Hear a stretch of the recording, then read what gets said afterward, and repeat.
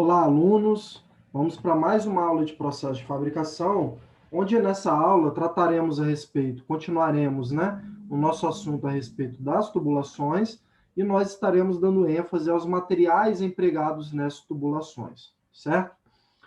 Bom, pessoal, apesar de vocês não terem visto ainda, a disciplina específica que trata sobre as propriedades dos materiais, as características microscópicas, a estrutura cristalina das diversas classes de materiais, eu vou tentar aqui fazer com que vocês entendam, de uma maneira um pouco mais simples, como os materiais se dividem, certo? Nas diversas classes que nós temos, tá bom? Que compõem todos os materiais que nós conhecemos, dentro do âmbito da construção mecânica, e como podemos relacionar propriedades diferentes, dentro de uma mesma classe, tá? Para que isso? Porque nós vamos ver que as tubulações, elas podem ser feitas de diversos materiais diferentes, certo? E aí o que acontece? O que vai determinar a escolha de um determinado material em detrimento de outro para uma determinada tubulação? Tá? Então, nós vamos ter que analisar alguns aspectos que vão tornar isso possível, essa seleção de material possível. Bom, a seleção e especificação, então, do material mais adequado para uma determinada aplicação vai depender, basicamente, desses 6 fatores que estão aí sendo mostrados. Tá? Pressão e temperatura de trabalho. O que vem a ser isso? A pressão interna daquele fluido que está sendo conduzido e a sua temperatura vão influenciar significativamente no tipo de material da tubulação. Por quê? Pressões mais elevadas, quando a gente está carregando um gás ou um fluido pressurizado, nós temos aí um intervalo que pode ser desde zero, certo? Até pressões de 1000 megapascal, tá ok? Ou seja, pressões elevadíssimas nós podemos ter passando, por dentro de uma tubulação. E aí o que acontece? Nós precisamos trabalhar, colocar nessa tubulação materiais que resistem a esse nível de pressão. Ou seja, precisamos aqui de uma propriedade chamada resistência mecânica. Esse tubo, essa tubulação, precisa ser resistente, precisa se manter íntegra, enquanto aquele fluido de processo está sendo carreado por aquela tubulação. A temperatura vai no mesmo sentido. Por quê? Nós vamos ver tubos que eles têm um comportamento, a fluência, um pouco menor em relação a outros. O que vem a ser fluência?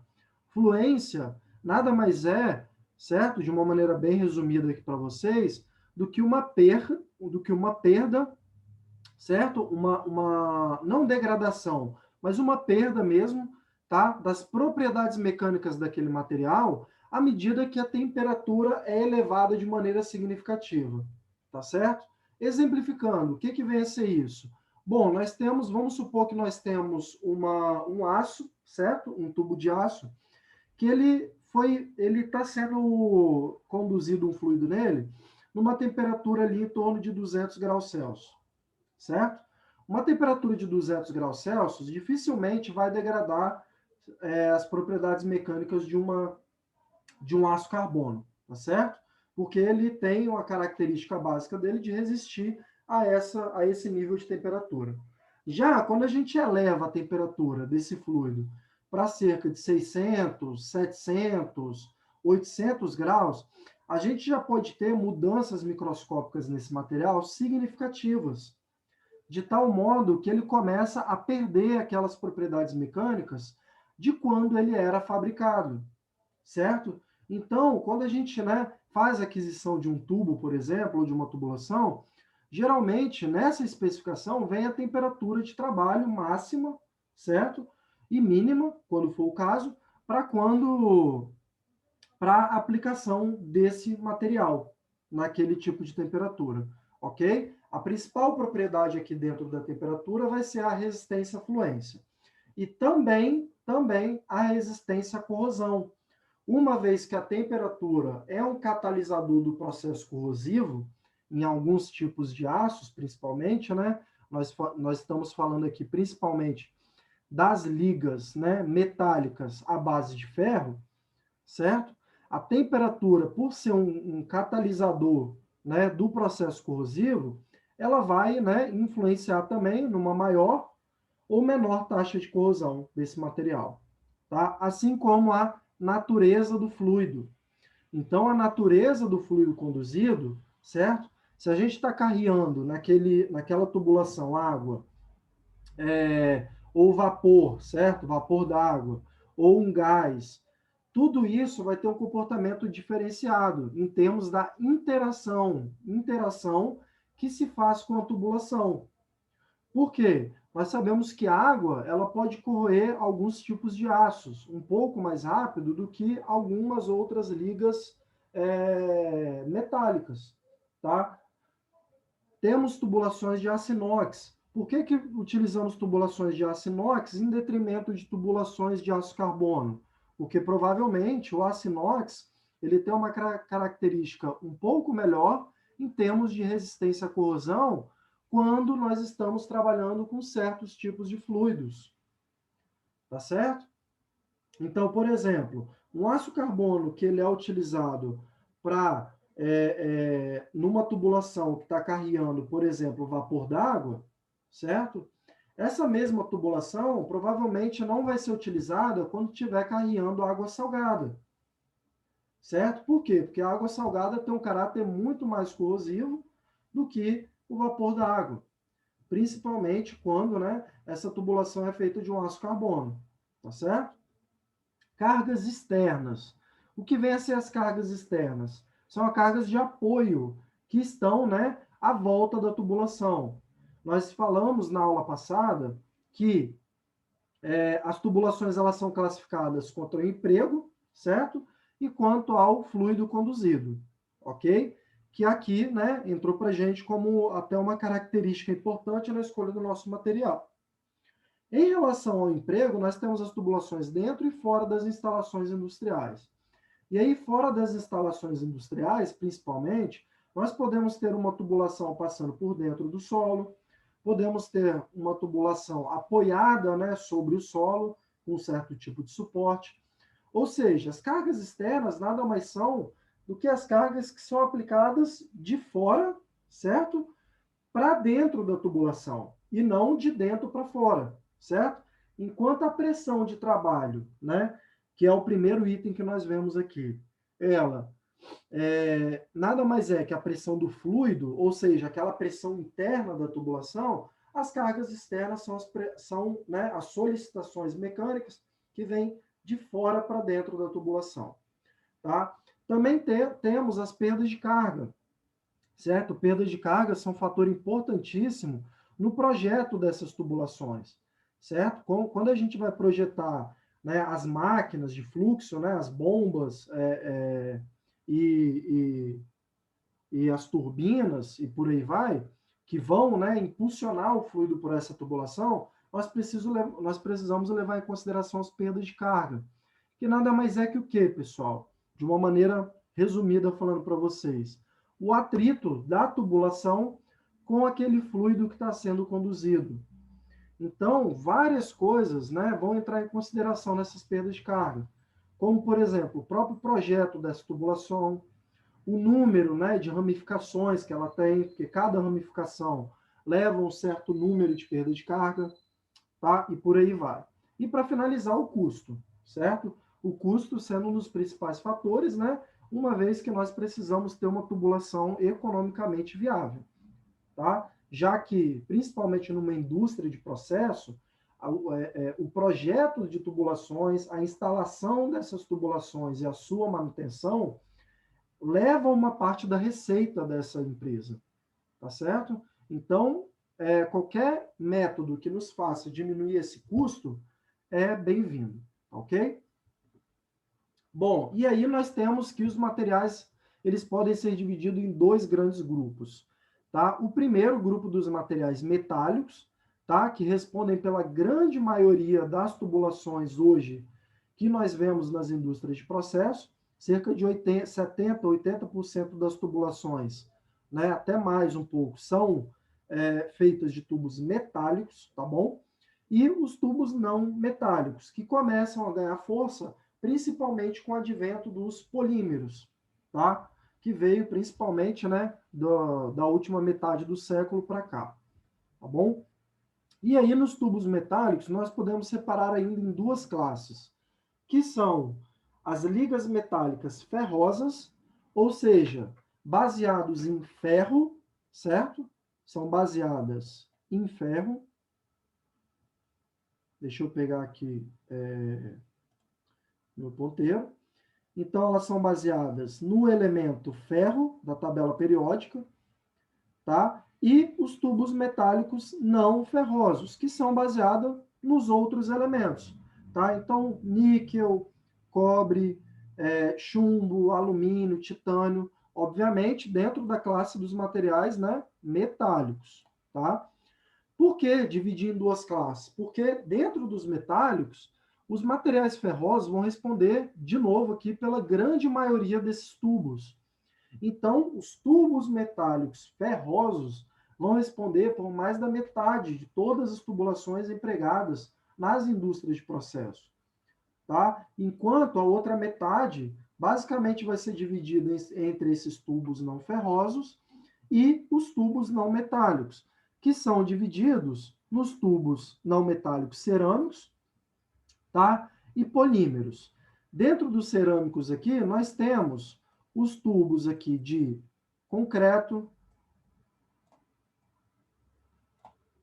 tá? Concreto, aqui, e basicamente os tubos, certo, de cimento, ok? Com mistura cimento, amianto e por aí vai, tá bom? Esses tubos de materiais cerâmicos, talvez vocês já devam ter reparado, principalmente quando a gente, né, tem um rompimento de alguma adutora ou de alguma rede de distribuição de água, vocês já podem ter reparado que quando uma empresa, né, vai abrir aquele buraco na rua, certo? Para realizar uma manutenção ou uma troca de um trecho da tubulação, vocês já podem ter reparado esses tubos cerâmicos, certo? Os tubos de concreto, ok? E aí, esses tubos são muito utilizados em virtude da sua estabilidade química, certo? São muito estáveis quimicamente, ou seja, são isentos a várias formas de corrosão. Então, por exemplo, né, esgoto, certo? As tubulações de esgoto. Esgoto, a gente sabe que vai tudo ali para dentro. A gente não tem uma natureza de fluido muito bem especificada, certo? Então, nesse caso, a gente precisa utilizar um tubo que tenha a maior estabilidade química possível, dentro, né, de uma análise de custo-benefício, obviamente. Mas nós temos que trabalhar com um tipo de tubulação onde a principal característica dela é resistência aos mais diversos meios corrosivos. Porque em uma tubulação de esgoto, nós temos de tudo ali. Vários tipos de fluidos sendo misturados, né? E entrando em contato com aquele tipo de tubulação, tá certo? Então, tubulações de concreto e cimento são muito utilizados nesse caso, tá? E as tubulações de polímero, tá? Onde aqui nós podemos ter como principais aqui as mangueiras, certo? Feitas de borracha, ok? Que é um elastômero, certo? Vocês vão ver isso na disciplina específica de materiais, sobre essas peculiaridades, ok? E os tubos dos mais diversos plásticos possível. Um deles mais famoso, que talvez esteja mais no nosso dia a dia, é o famoso, certo? O PVC. PVC. Acredito que boa parte, né, de vocês já possa ter ouvido falar desse tubo aqui, né, muito utilizado dentro da construção civil, ok? Uma característica fundamental aqui dos polímeros é que eles também têm uma grande estabilidade química, ou seja, eles têm uma resistência à corrosão natural em diversos ambientes, tá bom? Então, uma diferenciação aqui boa dos tubos não metálicos para os tubos metálicos é a resistência à corrosão, certo? A estabilidade química que esses materiais têm consigo mesmo, em razão da natureza da ligação deles, tá bom? Da ligação primária deles. Bom, dentro dos materiais ferrosos,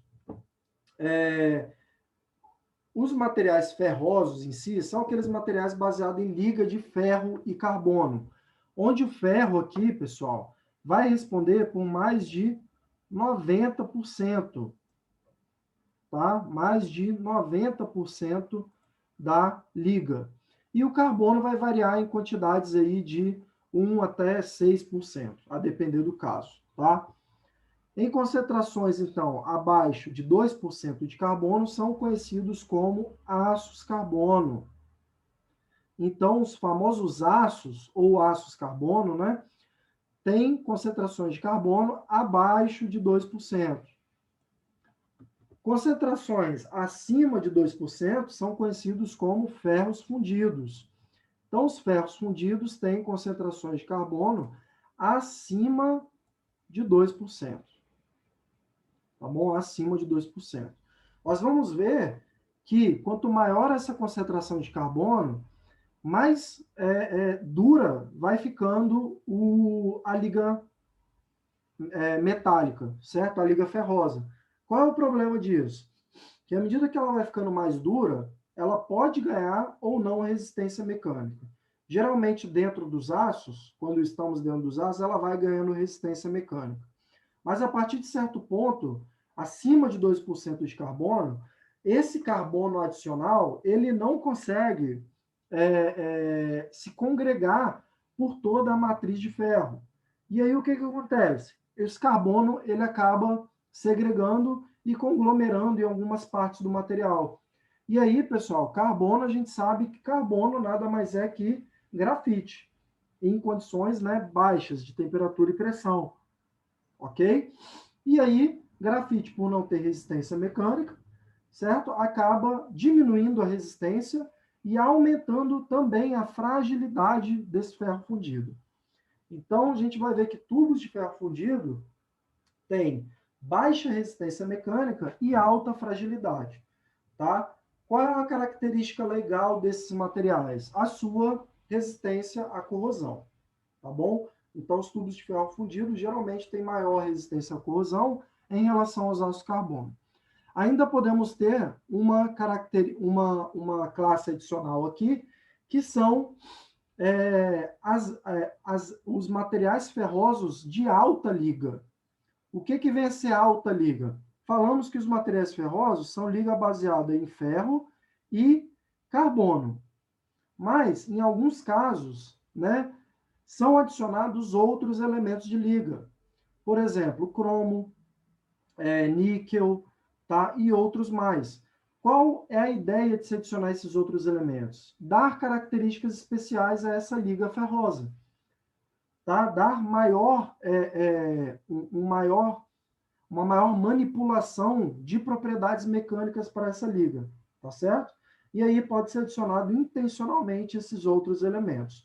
Quando isso acontecer, nós falamos que esse aço é um aço de alta liga. Tá bom? Então, os materiais ferrosos, os aços carbono, podemos dividi-los em 3 subclasses, tá? Que são o aço baixo carbono, onde nós temos até 0,3 de porcentagem em peso de carbono. Temos de 0,3 a 0,6 o médio carbono e o alto carbono acima de 0,6. Bom, dentro disso aqui, pessoal, o que nós temos em termos de propriedade? À medida que aumenta a quantidade de carbono dentro dos aços carbono, certo? Nós vamos ter um aumento da resistência mecânica, da dureza e da resistência à corrosão, tá? Principalmente a corrosão atmosférica e a corrosão aquosa, tá? De água doce, tá bom? E no sentido inverso, ou seja, nos aços de baixo carbono, nós temos maior dutilidade e maior soldabilidade. O que vem a ser essa propriedade aqui, soldabilidade? Ela é uma propriedade relacionada ao processo de fabricação. Qual é o processo de fabricação? O processo de soldagem. Quanto maior a soldabilidade, maior a facilidade a solda dessa liga metálica. Tá? E isso é importante em tubulações? Sim, muito. muito, porque como nós vamos ver na próxima aula, um dos processos de fabricação mais utilizados é o processo de fabricação de tubulação com costura, que nada mais é que a utilização de soldagem para fabricar os tubos, tá bom?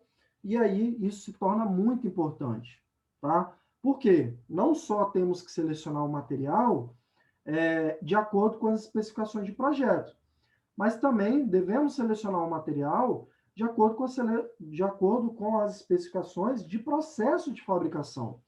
Afinal de contas, não vale, né, a pena nós selecionarmos um material para a fabricação de um determinado tubo, e aí quando a gente vai para botar a mão na massa propriamente dito, ou seja, fabricar esse tubo, a gente descobre que esse metal ele não tem conformabilidade, eu não consigo trabalhar ele, né, de maneira que eu consiga ele colocar no formato de um tubo que ele pode quebrar, ele pode fraturar, ou eu não consigo soldar ele, eu não consigo juntar partes dele para que eu forme uma tubulação de 2, 3, 4 quilômetros, por exemplo, certo?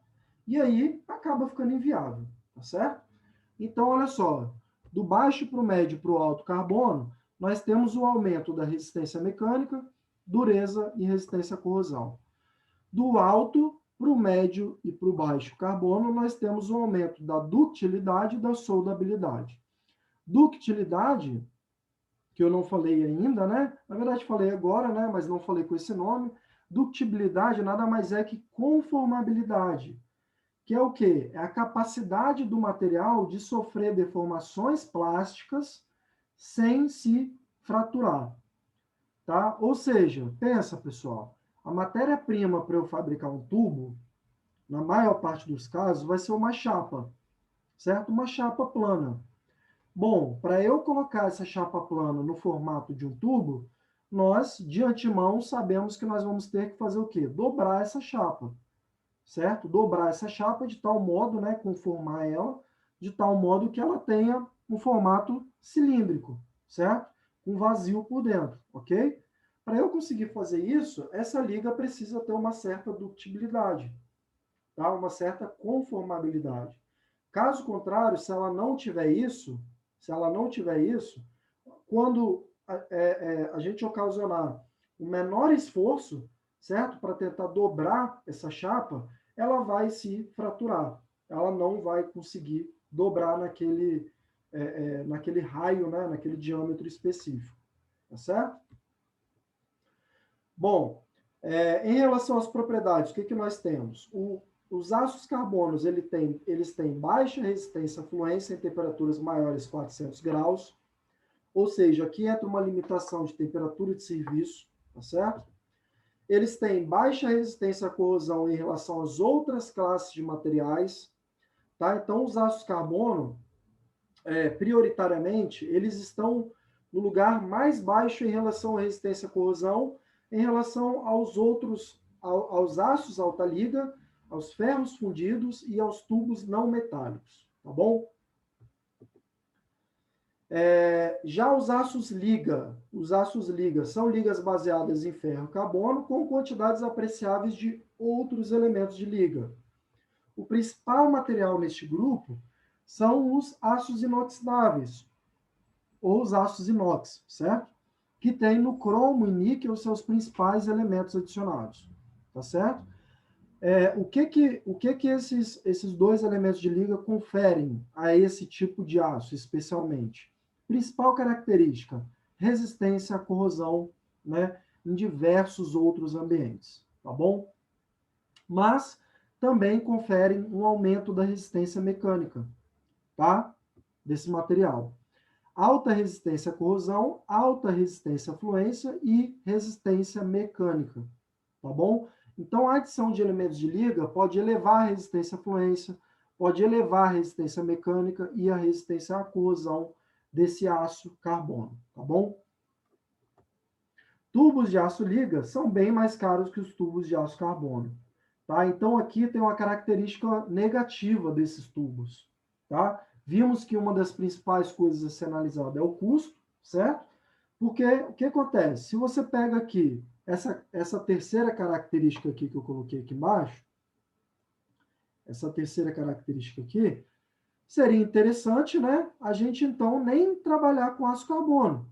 Por quê? Se a gente olha aqui, bom, o aço liga, ele tem alta resistência à corrosão, resistência à fluência e resistência mecânica.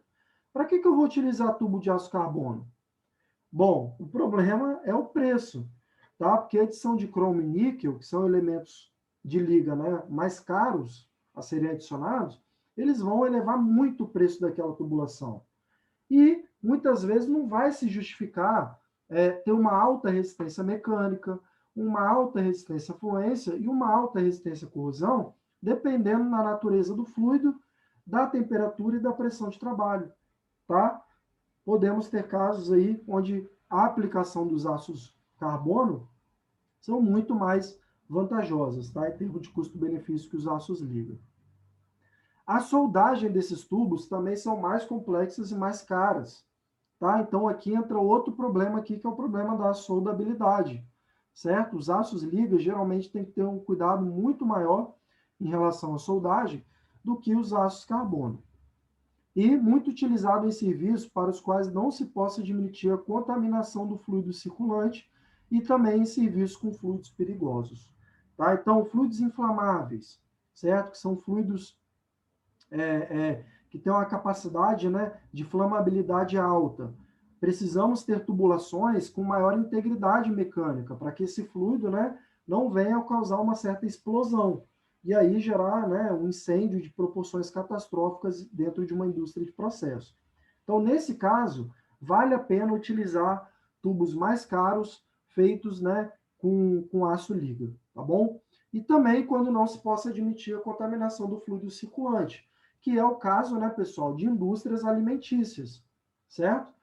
Indústrias de refrigerante, ok? De fabricação de bebidas, tá? Pensa, toda bebida, né, ela passa dentro de uma tubulação. E aí pensa, se uma tubulação ela vai corroendo, esse produto da corrosão, ela vai para o fluido, certo? Nós vimos esse problema há pouco tempo, ok? Na cervejaria, numa cervejaria famosa lá em Minas Gerais, certo? Não sei detalhes, né, do que ocorreu dentro de todo esse processo, mas vocês viram aí no noticiário o problema que houve com uma cervejaria artesanal lá de Minas Gerais, tá ok? Isso é um problema muito grave, certo? A contaminação do fluido circulante, principalmente quando esse fluido, né, circulante é um fluido da indústria alimentícia, certo? Ou seja, a gente vai ingerir esse fluido, tá bom? Então temos que ter muito cuidado, e aí nesse caso, vale a pena também estar utilizando tubos de aço liga. Aqui temos alguns exemplos, tá, de tubos aqui de aço carbono. Então temos aqui os tubos aqui na esquerda de aço carbono, e aqui nós temos tubos de aço inox, né, representando aqui o nosso aço liga, tá bom? Bom, os tubos de materiais ferros fundidos são aqueles no qual a porcentagem de carbono está acima de 2%, certo? E eles podem se subdividir em 4 classes aqui: ferro fundido cinzento, ferro fundido nodular, o ferro fundido branco e o ferro fundido maleável, tá bom? O que vocês estão vendo aqui com uma cor um pouco mais clara, para começar, essas 4 fotos aqui são fotomicrografias, tá? Que nada mais é que o quê? É como se a gente pegasse o microscópio e olhasse bem de perto esse ferro fundido, tá? Para tentar identificar, entre aspas, tá, pessoal, as células desse material, ok? Assim como você estuda em biologia, né? Que o corpo humano ele é formado por células e tal, e a gente não consegue ver essas células nossas, só podemos ver através do microscópio. Os metais funcionam basicamente da mesma forma. Mas essas células, elas são compostas, né, obviamente, por elementos químicos de ferro e carbono, tá bom? E aí o que vocês estão vendo aqui em branco é uma fase aqui chamada, muitas vezes, de perlita, tá? Que vai ter certas concentrações de ferrita e de cementita, tá? Não vou me estender mais nisso, mas essa fase ela tende a ser uma fase um pouco mais dúctil, tá bom? E essa fase mais escura aqui, ela é uma fase um pouco mais dura e um pouco mais frágil, tá? Conhecida em alguns casos como cementita e em outros casos como sendo o próprio grafite. em razão daquela, né, como eu falei, daquela segregação do carbono dentro do aço, tá bom? O que isso faz, pessoal? Basicamente, isso torna o ferro fundido um pouco mais frágil. Então, olha só, repara aqui no ferro fundido cinzento que a disposição desse, né, dessa fase rica em carbono, tá? Ela tem uma disposição na forma de lamelas, ok? Como se fosse pequenas trincas dentro do material, tá? Isso confere uma fragilidade um pouco maior para o ferro fundido, de tal maneira que qualquer solicitação de tração nessa tubulação já vai levar ao rompimento dela e, né, a falha por fratura, tá certo? O ferro fundido nodular, onde, né, a gente consegue perceber que claramente que forma nódulos, certo? É um ferro fundido um pouco mais maleável do que ferro fundido cinzento. O ferro fundido maleável é o mais dútil de todos, mas ainda assim, esse ferro fundido maleável, ele é menos dútil do que os aços carbono, tá? Justamente por causa dessa fase rica em carbono que tem em cada um deles. E o ferro fundido branco é uma fase muito dura e muito frágil também, tá bom? Utilizado muito em serviços onde se requerem resistência ao desgaste, tá certo? Bom, vamos lá. Então, esses ferros fundidos, eles são usados para água, gás, água salgada e esgoto, em serviços de baixa pressão. Baixa pressão. Por quê? Porque são frágeis, têm baixa resistência mecânica. Então, eu não posso utilizar um tubo desse em serviços de alta pressão, tá bom? Temperatura ambiente e onde não ocorram grandes esforços mecânicos, tá bom? Possuem boa resistência à corrosão, em especial a causada pelo solo, tá? Então, tubulações enterradas, certo? Que estão sendo submetidas a uma baixa pressão, tá? Podem muito bem ser encaixadas aqui dentro dos ferros fundidos. Tubos de ferro fundido nodular possuem qualidades mecânicas superiores, tá? Justamente por quê? Porque os nódulos, eles reduzem a fragilidade daquela liga, tá? E tendem também a aumentar um pouco a resistência mecânica desse material. Tubos ferrosos, onde os ferros são galvanizados. Esses tubos são revestidos com uma camada protetora de zinco, e aí esse processo chama de galvanização, tá bom? Resistem muito bem ao contato com a água, a atmosfera e o solo. Empregam-se em tubulações secundárias de baixas pressões e temperatura para água, ar comprimido, condensado. Então, aquelas tubulações de utilidades que nós trabalhamos na aula passada são feitas, muitas delas feitas com os ferros galvanizados, tá bom? E aqui nós temos dois exemplos, certo? De ferro fundido, ok? Na imagem aqui da esquerda, e ferro galvanizado, tá bom? Materiais não ferrosos. Os materiais não ferrosos, eles são materiais baseados principalmente em cobre, alumínio, níquel e chumbo, tá? Nós temos tubos de diversos outros materiais não ferrosos, mas os principais utilizados na indústria de processos são esses, tá? E, né, na construção civil como um todo.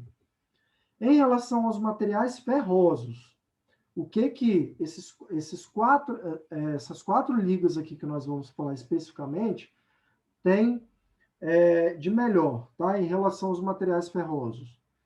Alta resistência à corrosão, tá? Alta resistência à corrosão.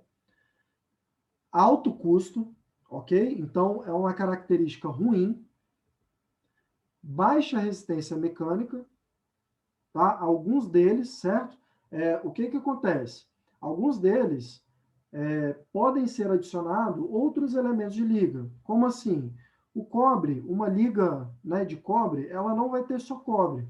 Ela pode ter cobre, né, em proporções que pode ser considerado cobre puro. Pode ter cobre zinco, que vai formar o latão.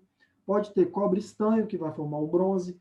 Cada uma dessas ligas secundárias, dentro do grande grupo liga de cobre, vai conferir maior ou menor resistência mecânica, tá? Mas, de um modo geral, os materiais não ferrosos, tá? Eles têm uma resistência mecânica um pouco mais baixa em relação aos aços carbono, tá bom? E também baixa soldabilidade, tá? Geralmente, essas ligas metálicas não ferrosas têm uma complexidade um pouco maior durante o processo de soldagem, tá? Em virtude principalmente das características especiais que cada uma delas tem.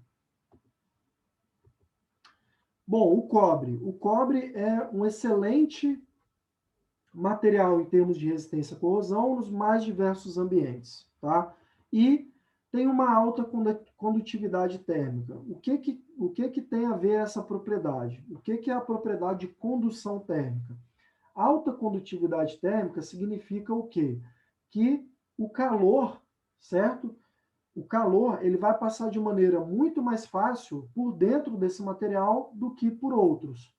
Então, por exemplo, pessoal, se nós precisamos construir algum tipo de tubulação que precisa trocar calor, e aí o nome desses equipamentos são chamados, geralmente, né, de trocadores de calor, tá? Tubos de cobre vão ser bem-vindos nesse tipo de aplicação. Por quê? Porque a tubulação de cobre, ela troca calor muito mais fácil com o ambiente ao redor dela, tá? Ou com o fluido que está por fora dela, tá bom? Então, quando nós temos aplicações que requerem condutividade térmica para que a gente possa manipular aquele fluido que esteja passando ali dentro, seria preferível utilizar tubos de cobre, tá bom? Custo elevado, o custo é elevadíssimo, tá? Como eu falei, nas características gerais dos materiais não ferrosos, todos eles têm um custo muito mais elevado, tá, em relação ao carbono. Alumínio, são muito leves, tem baixa massa específica. Então, ligas de alumínio têm baixa massa específica. Tubos de alumínio, então, vão ser tubos muito mais leves. Onde isso pode ser utilizado, então? Quando nós precisamos utilizar tubulações que estão passando na parte superior de uma indústria de processo, certo? Que nós temos as tubulações que passam soterradas, certo? Abaixo do solo. Temos tubulações que passam no nível do solo e temos tubulações suspensas, certo? As tubulações suspensas, obviamente, elas precisam, né, ter, para que elas se mantenham suspensas, toda uma estrutura de sustentação delas ali naquele nível. E aí, essa estrutura de sustentação vai ser mais robusta, ou seja, vai se gastar com materiais mais caros à medida que essa tubulação for mais pesada, certo? Tubulação mais leve pode ser que se gaste menos com a estrutura de sustentação. Então, né, acaba sendo aplicado muito nesses casos. Tem uma alta resistência à corrosão atmosférica pela água e em muitos compostos orgânicos. Tá? Então, alta resistência à corrosão é uma característica especial dessa classe aqui. Boa estabilidade mecânica em temperaturas mais baixas. Tá? Então, tem uma boa estabilidade mecânica em temperaturas criogênicas, basicamente. Ou seja, indústrias de processo, no qual nós estamos realizando fracionamento do nitrogênio, por exemplo, tá? Ou seja, nós estamos separando nitrogênio, separando oxigênio, para que, né, eles sejam manipulados e sejam vendidos de forma pura, né, para os clientes daquela indústria. Muitas vezes ali é realizado essa separação, né, de cada um dos componentes que está presente no ar em temperaturas muito baixas, abaixo de zero e abaixo, temperaturas muito baixas mesmo, abaixo de 70 graus negativo, certo? Alguns materiais, eles ficam muito frágeis nessa temperatura, eles ficam quebradiços. Qualquer esforço mecânico adicional ou de impacto vai gerar a fratura desse material. Já o alumínio não. O alumínio ele preserva as propriedades mecânicas dele em temperaturas muito baixas, tá bom? Então é muito utilizado em situações, né, criogênicas, tá? Que são situações que está em baixas temperaturas. Resistência mecânica pode ser melhorada por meio do tratamento térmico de envelhecimento. Tá? Então, a liga de alumínio pura, por exemplo, ela tem uma resistência mecânica mais baixa do que o aço carbono.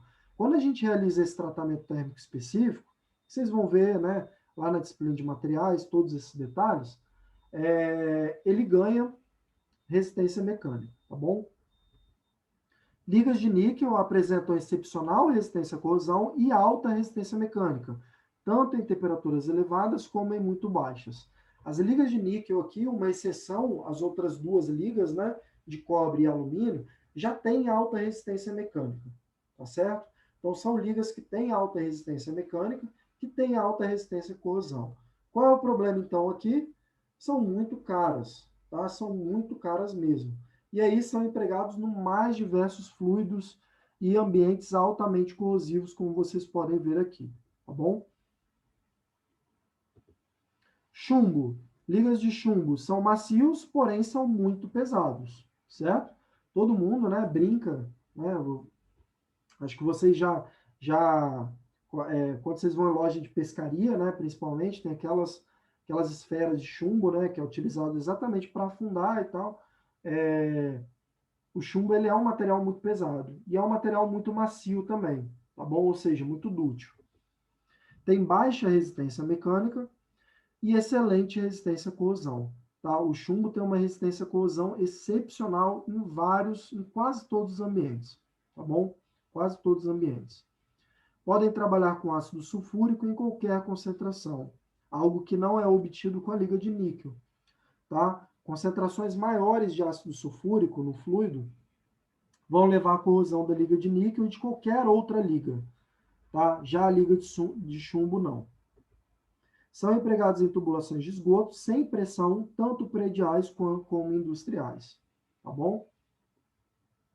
Temos aqui os 4 exemplos de cada uma das ligas. Aqui nós temos a liga de cobre, aqui nós temos uma liga de alumínio. Repare que parece muito bem com um tubo de aço inox, né? O alumínio, tá?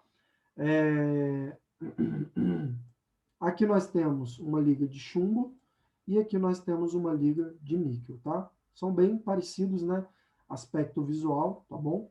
Mas tem propriedades mecânicas bem diferentes. Materiais plásticos são formados por moléculas de hidrocarbonetos, tá? O que vem a ser os hidrocarbonetos? Moléculas compostas de hidrogênio e de carbono, tá? Os famosos HC, tá bom? Ligações HC. E aí podem se dividir em 3 classes: os materiais termoplásticos, termorrígidos e elastômeros, tá bom? Cada bolinha que vocês estão vendo aqui é como se fosse um átomo de carbono, tá? E aí os átomos de hidrogênio não estão sendo mostrados aqui, tá? Mas eles estariam em cada ramificaçãozinha dessa aqui. Teria 2 átomos de hidrogênio aqui, tá bom? E aí o que acontece? Nós temos os materiais termoplásticos, que são formados por essas cadeias aqui, microscópicas, certo? Os termorrígidos, que é formado por essa rede aqui, tá? Muito mais rígido, como o próprio nome já diz. E os elastômeros, que são formados por cadeias longas com ligações cruzadas aqui. Parece um pouco com os termoplásticos, e seriam os termoplásticos se essas ligações aqui fossem quebradas, ó. Se aqui fosse quebrado, seria termoplástico. Como está unido, são chamados de elastômeros. Aqui nos elastômeros nós temos as borrachas, tá? Que tem como característica especial formar as mangueiras, tá bom? Então, os mais diversos tipos de mangueiras que a gente vê são formados por materiais elastômeros, tá bom? Os termoplásticos são formados pelos polímeros, né? Pelos materiais poliméricos plásticos. Como assim? Eles têm uma certa maleabilidade à medida que você eleva a temperatura deles e tal, você consegue conformá-los novamente, tá bom? E dar uma forma final para aquele material. Temos como principal aqui, de conhecimento de vocês, né, os tubos de PVC. Tá? Os tubos de PVC são os materiais termoplásticos. E os termorrígidos são aqueles polímeros rígidos, tá? Que não são flexíveis, tá bom? Que não tem a menor flexibilidade. E o que acontece? Dentro dessa classe aqui, nós temos os tubos de material acrílico, tá? O acrílico, que vocês conhecem, eles são materiais poliméricos, mas eles são materiais poliméricos termorrígidos, tá bom? O que nós temos de características gerais aqui? Eles substituem satisfatoriamente os tubos de aço inoxidável e de metais não ferrosos, tá bom? Substituem satisfatoriamente em que sentido? No sentido de resistência à corrosão, tá? Resistência à corrosão e no custo. Custo. São materiais de baixíssimo custo, tá bom? Muito fáceis de fabricá-los, em virtude da temperatura, né, de trabalho desses materiais. São temperaturas um pouco mais baixas em relação à conformabilidade dos aços e por aí vai, e são muito mais fáceis. Os polímeros termoplásticos amolecem com o aumento da temperatura, sem que haja modificação na sua estrutura íntima, tá bom? Já os polímeros termorrígidos se degradam com o aumento de temperatura, pois o aquecimento causará quebra das ligações ramificadas. São altamente resistentes à corrosão em diversos ambientes agressivos, raramente há contaminação do fluido circulante, os plásticos não produzem resíduos, então podem ser utilizados em indústrias, né, principalmente alimentícias. Sofrem um processo de decomposição lenta quando expostos por longo tempo à luz solar e são utilizados em serviços em temperaturas moderadas com baixos esforços mecânicos, tá bom? Aqui está uma limitação da utilização desses materiais. Temos aqui, então, os diversos, né, materiais utilizados, exemplos, né, onde se utilizam os materiais plásticos, ou os polímeros, tá certo? Bom, pessoal, era isso, essa aula, tá? Alongamos aí um pouquinho mais, certo? Essa aula aí deu em torno de 50 minutos, tá? Mas era preciso passar isso tudo para vocês, tá? Nesse momento. Na próxima aula, nós iremos ver a respeito dos processos de fabricação, que eu já comentei aqui, né? Por alto, algumas coisas relacionadas, e que é de extrema importância para que nós consigamos ter a noção de como se fabricam os tubos, tá bom? Bom, é isso. Até mais, tá bom?